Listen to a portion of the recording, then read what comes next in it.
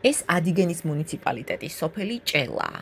ეს კი შიდა საავტომობილო გზებია, რომლებიც დაზიანებულია და რეაბილიტაციას საჭიროებს.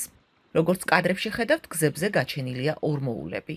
წვიმის დროს წყალი გუბდება, გზა ტალახდება და გადაადგილების პრობლემას ქმნის.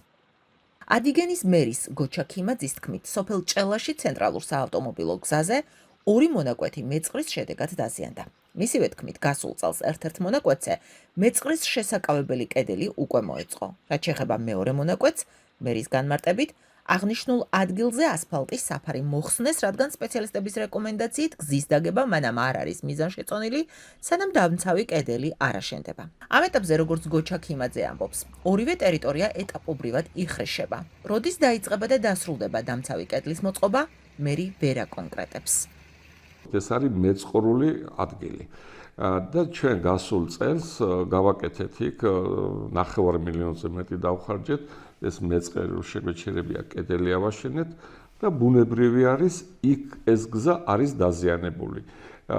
ის დაზიანებული გზა დაზიანდა ამ შემთხვევაში უბრალოდ ის აღვადგინეთ, მაგრამ სანამ მანდამდის მივალთ უფრო ადრე გზაზე შეგვწევოდა მონაკვეთი, სადაც ასფალტი არ არის დაგებული. ესეც არის მეწყრული ასფალტი ავიღეთ ჩვენ მაიდან, რომ შეუძლებელი იყო გავლა და პერიოდულად ვხრეშავთ. მათ არ რეკომენდირებული არ არის დაიგოს ასფალტი, სანამ სამაგრი კედლები არ გაკეთდება. რაც შეეხება შიდა გზებს, გოჩა ქიმაძის თქმით, გასულ წელს სოფელში გზების ნაწილი უკვე მოაწესრიგეს, რისთვისაც 300,000 ლარი დაიხარჯა.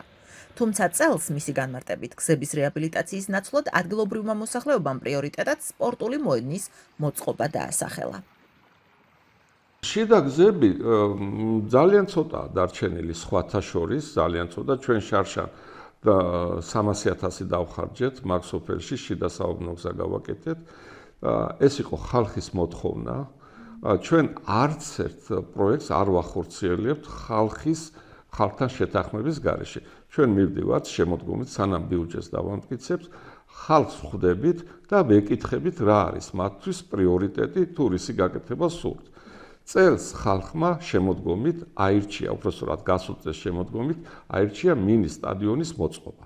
და ამ სოფელში, კერძოდ სოფელ ჭელაში, ჩვენ წელს ავაშენებთ მინი სტადიონს. ტენდერი გამოცხადებულია, კონტრაქტორი გამოვლენილია და შესაბამისი პირობები როგორც კი იქნება, უკვე დავიწყებთ შენებლობა. შიდა გზების რეაბილიტაცია ვერც სოფლის მხარდაჭერის პროგრამის ფარგლებში განხორციელებულ პროექტთა პრიორიტეტებში მოექცა.